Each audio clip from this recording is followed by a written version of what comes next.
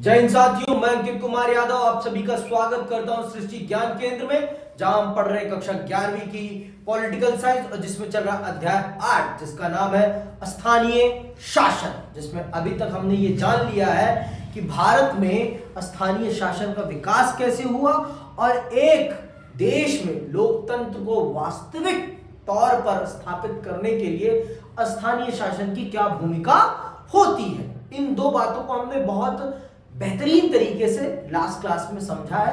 आज हम चल रहे हैं उससे आगे बढ़ने। आज हम चल रहे हैं स्वतंत्र भारत में आपकी स्थानीय शासन के विकास की यात्रा को समझने कि स्वतंत्र भारत में स्थानीय शासन कैसे आया। आपने जाना कि हमने आजादी के तुरंत बाद स्थानीय शासन को सम्मिलित नहीं किया और उसके पीछे क्या कारण बताए गए।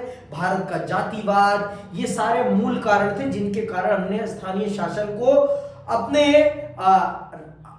केंद्रीय शासन और आपके प्रादेशिक शासन के साथ ना प्रारंभ करके हमने इसको बाद में प्रारंभ करने की योजना बनाई और हमने इसे किस में रखा था, नीति निर्देशक सिद्धांतों में रखा था। तो आइए चलते हैं और जानते हैं स्वतंत्र भारत में स्थानीय शासन की क्या भूमिका है, कैसे स्वतंत्र भारत में स्थानीय शासन का विकास होता है और कैसे आगे चलकर इसको एक संवैधानिक सरकार का दर्जा दिया जाता है।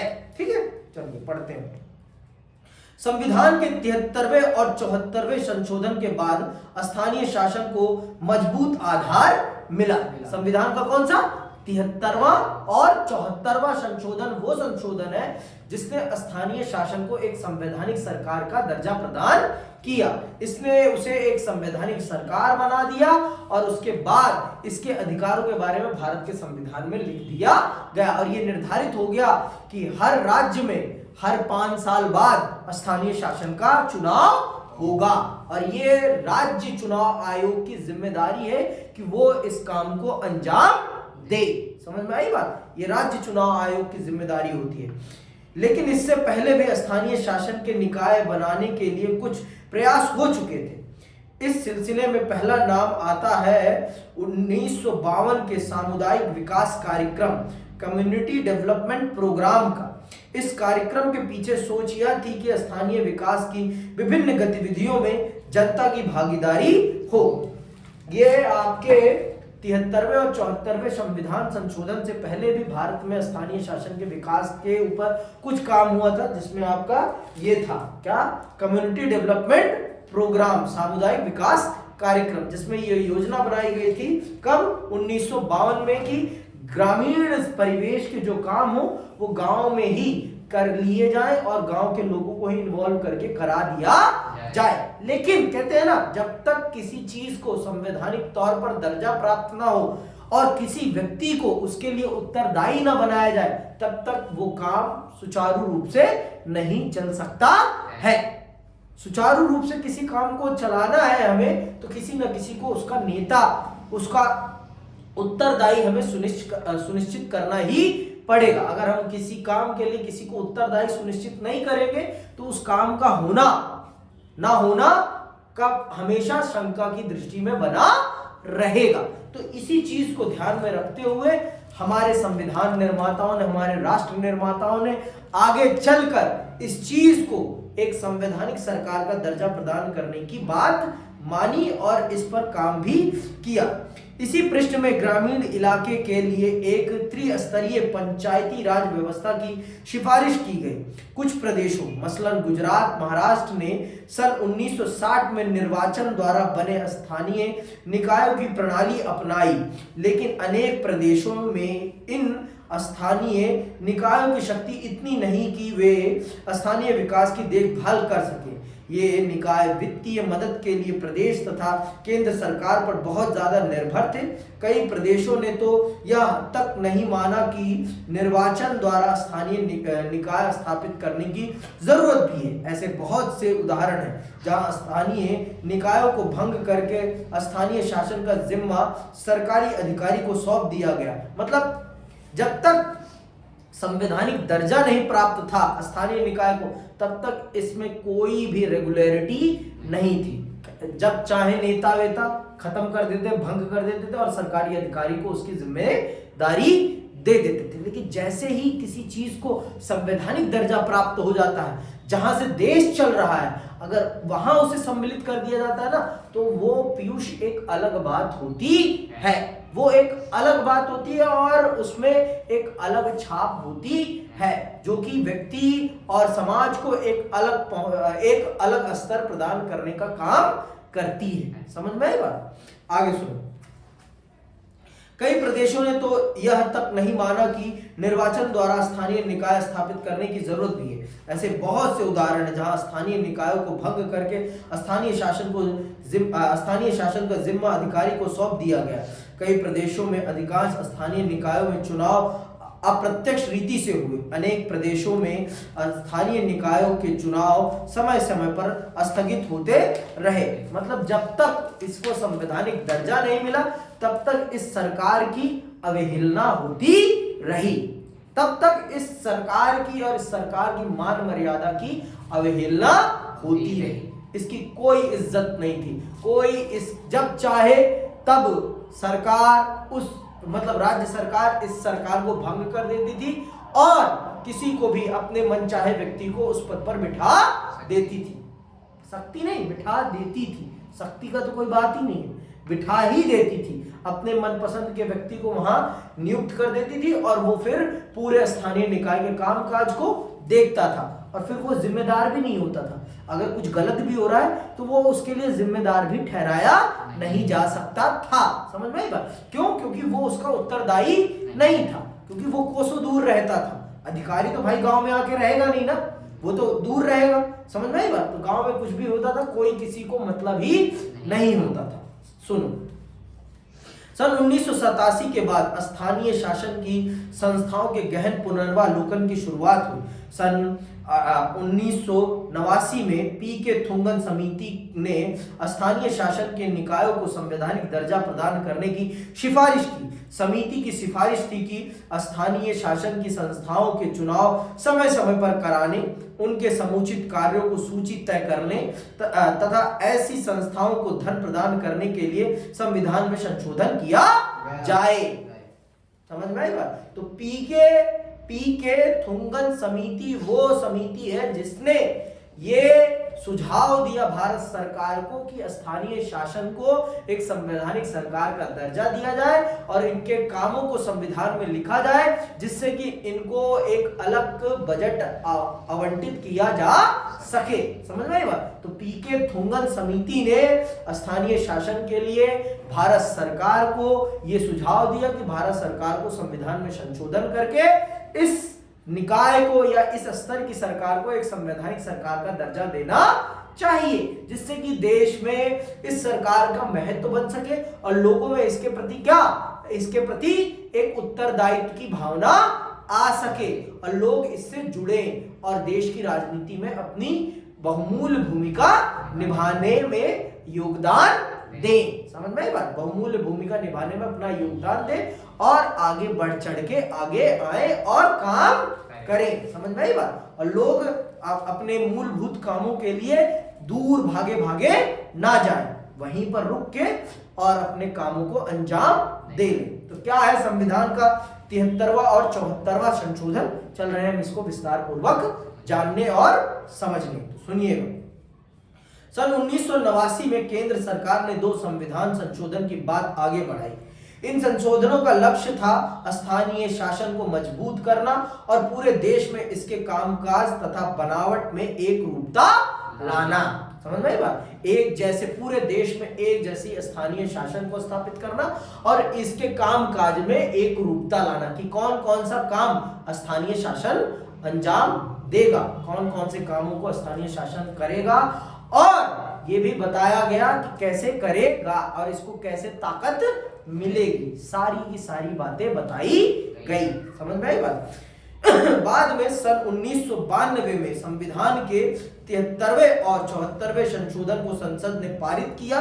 संविधान का 73वां संशोधन गांव के स्थानीय शासन से जुड़ा है। जो 73वां संशोधन है वो किससे जुड़ा है? ग्राम पंचायत से जुड़ा है। किससे?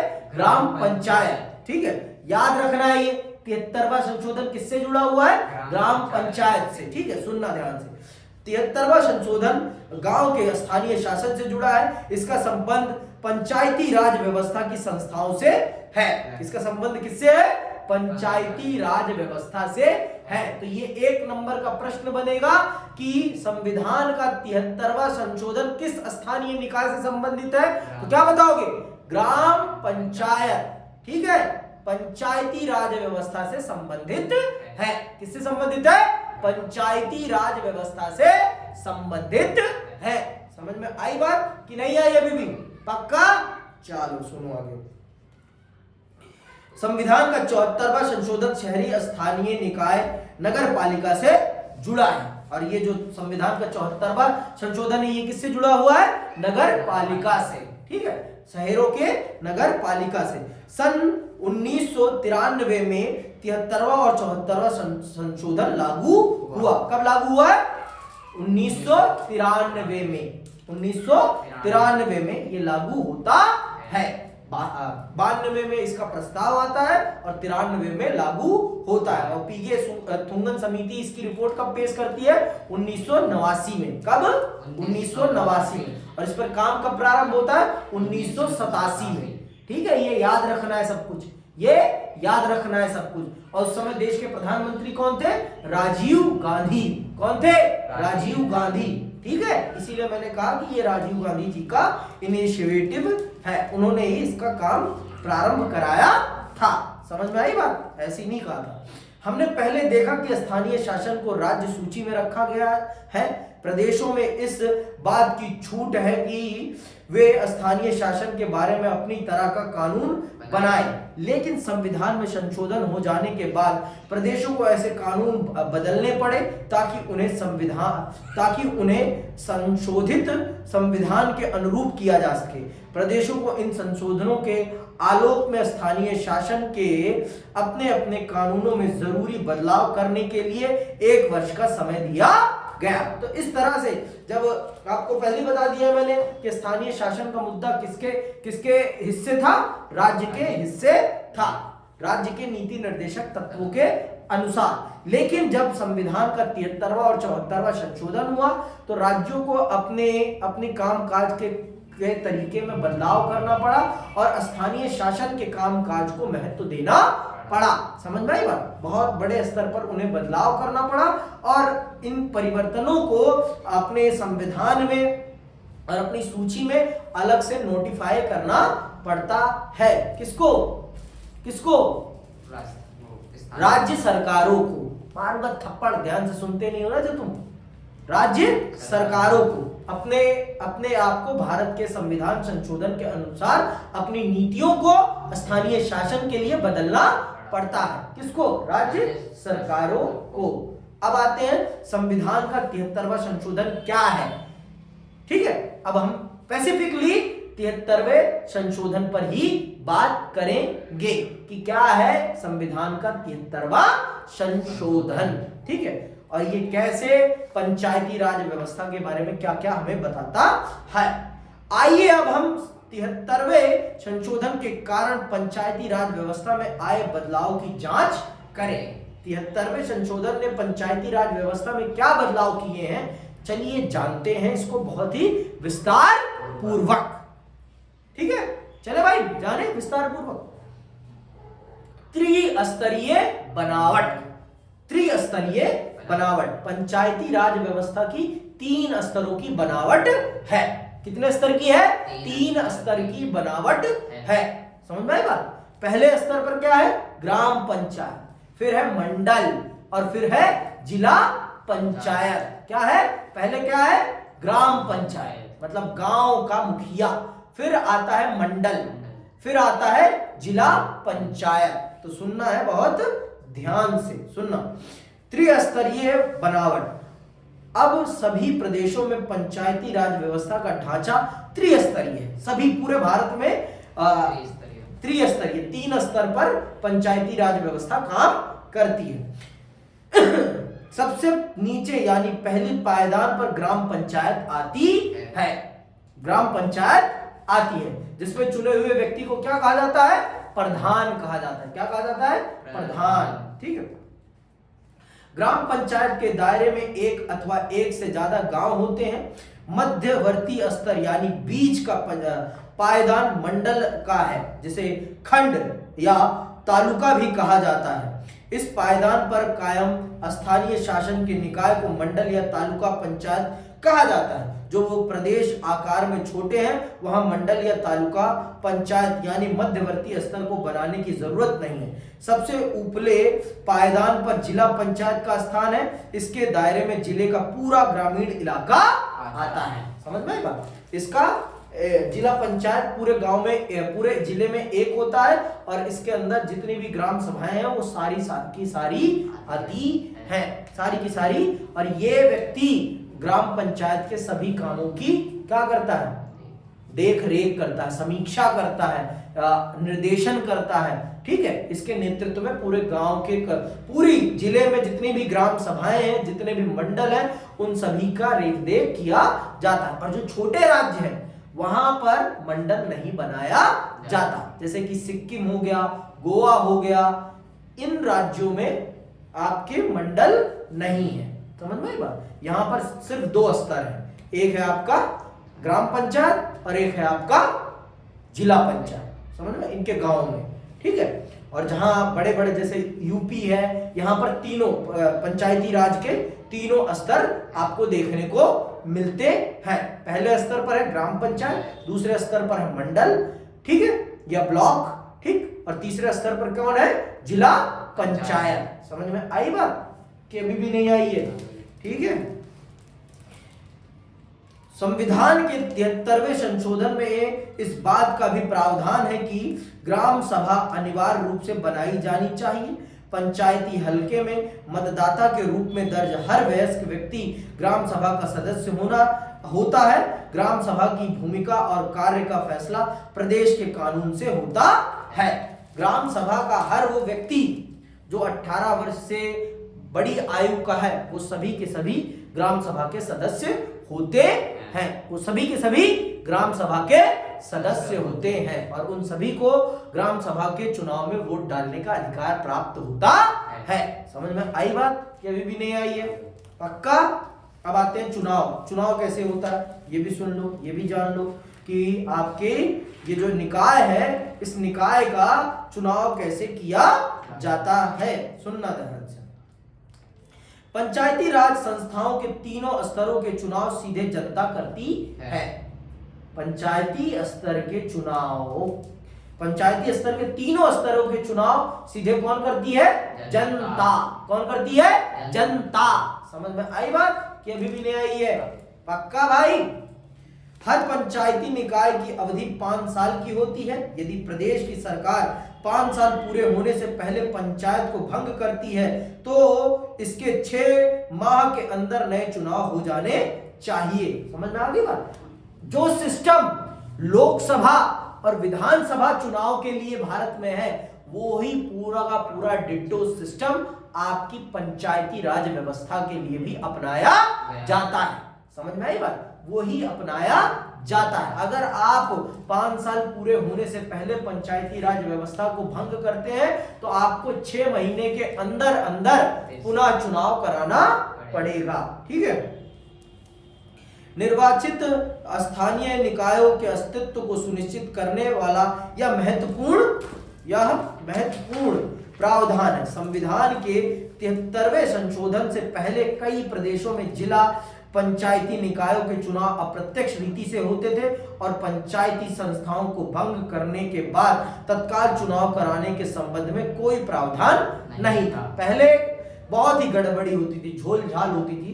जब तक 73वां संशोधन नहीं हुआ था संविधान में तब तक तो दबा के धांधली की जाती थी, दबा के गुंडागर्दी होती थी स्थानीय निकाय में। लेकिन जब से भारत के संविधान में संशोधन कर दिया गया और इस सरकार को एक संवैधानिक सरकार का दर्जा दे दिया गया तब से चीजें बहुत बड़े स्तर पर बदल गई हैं। आरक्षण। सभी पंचायती संस्थाओं में 1/3 सीटें महिलाओं के लिए आरक्षित है। ये भारत में पंचायती राज व्यवस्था की सबसे बड़ी विशेषताओं में से एक है। पंचायती राज व्यवस्था में भारत में महिलाओं को 1/3 सीटों पर आरक्षण दिया गया है। कि मान लो अगर 100 सीटें हैं तो 100 में से 75 सीटें महिलाओं के लिए आरक्षित रहेंगी। उन सीटों पर सिर्फ महिला कैंडिडेट ही लड़ेंगी चुनाव। लेकिन ये दुर्भाग्य है इस देश का कि आरक्षित उनके लिए है, लेकिन नाम उनका रहता है, लेकिन चलाते हैं स्थानीय शासन को उनके पति परमेश्वर। अगर आपने पंचायत सीरीज देखी होगी तो आपने ये देखा होगा कि प्रधान होती है महिला जी, लेकिन प्रधान की भूमिका कौन निभाते हैं?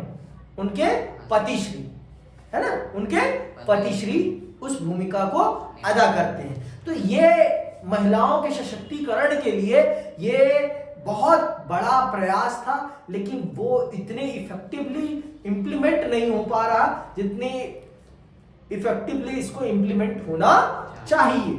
उतनी इफेक्टिवली ये इंप्लीमेंट नहीं हो पा रहा। लेकिन हाँ, अब परिवर्तन धीरे धीरे ही आता है और आज के समय पर हमें ऐसी बहुत सी ग्राम पंचायतें दिखती हैं जहां पर महिलाएं प्रमुख तौर पर नेतृत्व संभाल रही हैं और बहुत बेहतरीन तरीके से नेतृत्व कर रही हैं, समाज का भी और अपनी ग्राम सभा को भी एक नई ऊंचाई पर पहुंचा रही हैं, जो कि बहुत ही बेहतर बात है।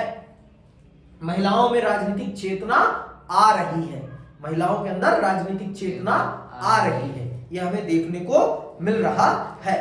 तीनों स्तर पर अनुसूचित जाति और अनुसूचित जनजाति के लिए सीट में आरक्षण की व्यवस्था की गई है। यह व्यवस्था अनुसूचित जाति जनजाति की जनसंख्या के अनुपात में की गई है।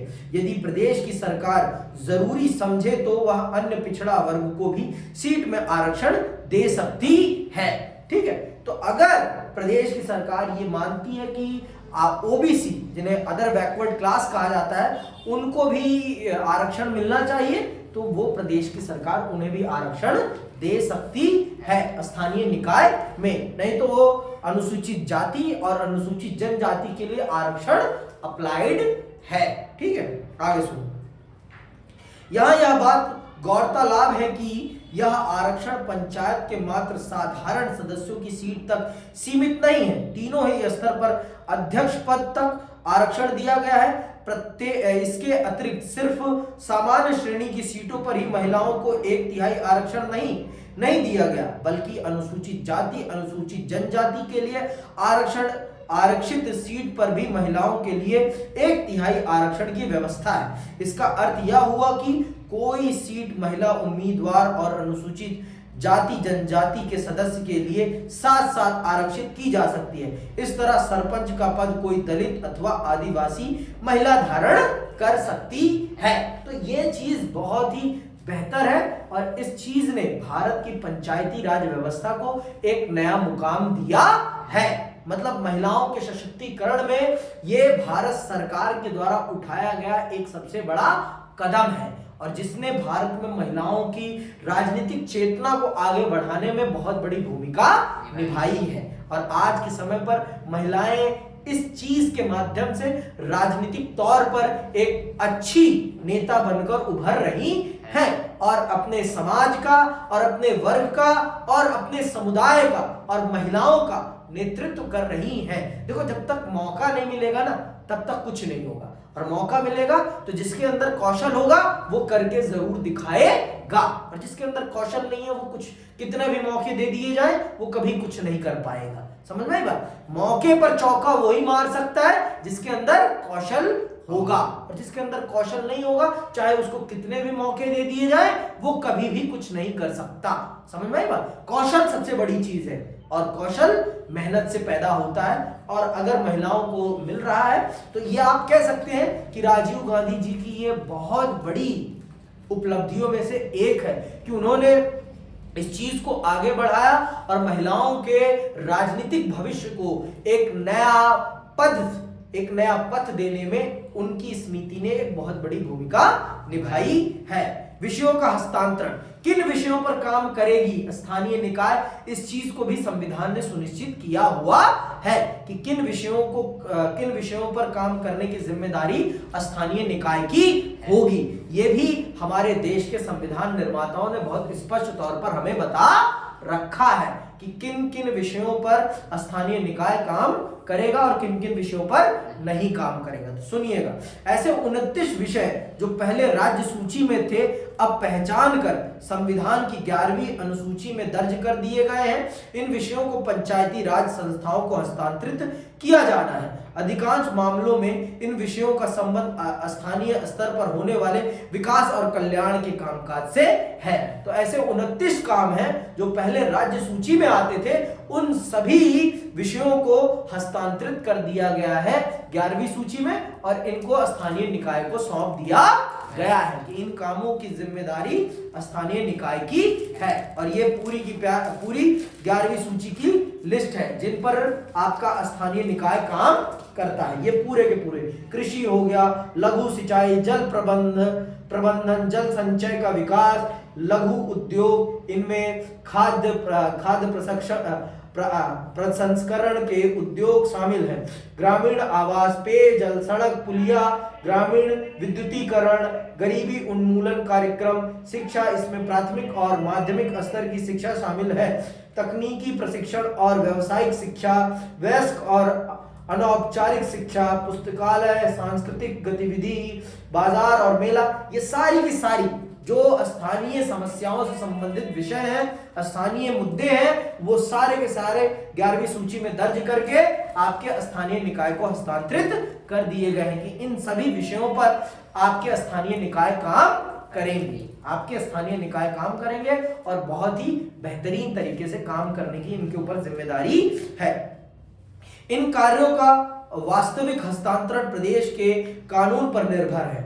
हर प्रदेश यह फैसला करेगा कि इन 29 विषयों में से कितने को स्थानीय निकाय के हवाले करना है। मतलब एट द एंड राज्य सरकार ही ये सुनिश्चित करेगी कि वो अपने अधिकारों में से कितने अधिकार स्थानीय निकाय को देगी। इन 29 कामों में से कितने कामों को वो उनको सौंपेगी। समझ में आई बात?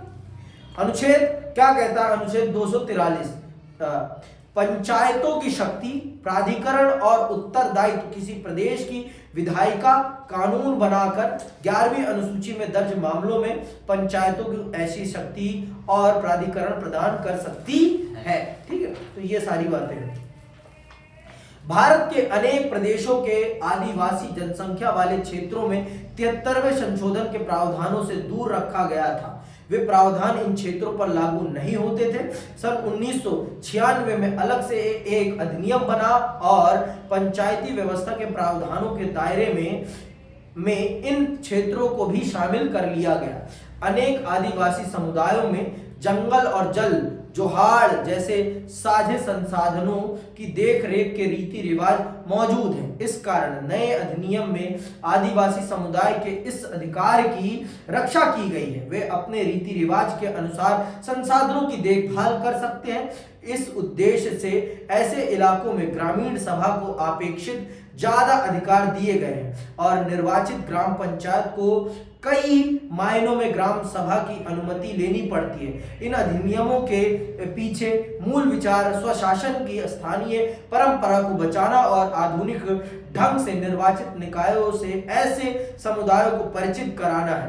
विविधता और विकेंद्रीकरण की भावना से इस विचार की संगति बढ़ी है। मतलब जो आदिवासी क्षेत्र है उनको ज्यादा से ज्यादा स्वायत्तता दी गई है। स्थानीय शासन में उनको ज्यादा अधिकार दिए गए हैं, उनको ज्यादा स्वायत्तताएं दी गई हैं, जिससे कि वो बेहतरीन तरीके से अपनी आजादी और अपने कल्चर से जुड़े रहते हुए आधुनिक शासन व्यवस्था को समझ सके और आधुनिक शासन व्यवस्था के साथ तालमेल बिठा सके। समझ में आई बात? तो इस चीज को ध्यान में रखते हुए ये सारी की सारी चीजें की गई हैं, जिससे कि वो अपने कल्चर से भी जुड़े रहे और आधुनिक शासन व्यवस्था के साथ भी अपने आप को जोड़ते चले जाए। आधुनिकता और संस्कृति का सामंजस्य बिठाने का काम किया गया है यहाँ पर। ठीक है, अब आते हैं राज्य चुनाव आयुक्त। मैंने आपको पहले बता दिया है कि राज्य चुनाव आयुक्त की जिम्मेदारी है आपके स्थानीय शासन के चुनावों को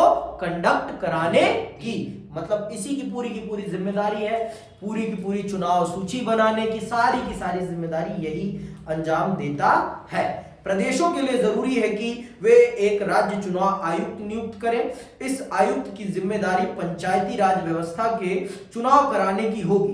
पहले यह काम प्रदेश का प्रशासन करता था, जो प्रदेश की सरकार के अधीन होता था।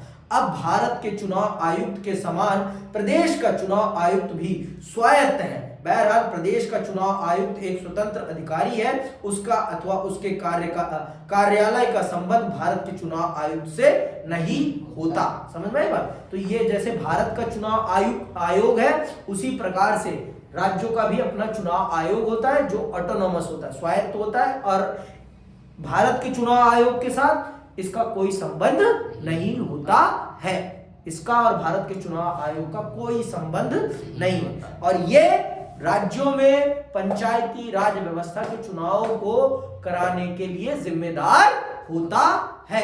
ये उन चुनावों को कंडक्ट कराने के लिए सबसे बड़ा जिम्मेदार होता है। ठीक है। राज्य वित्त आयोग भाई, जब काम मिले हैं तो पैसा भी मिलेगा, तभी तो काम होगा ना। तो राज्य वित्त आयोग को ये जिम्मेदारी दी गई है, ये भारत के संविधान ने ये लिख कर दिया है अपने अंदर कि आपको इन पंचायती राज व्यवस्थाओं को वित्तीय सहायता उपलब्ध करानी पड़ेगी। अपने बजट में आपको इनके लिए भी पैसा रखना पड़ेगा।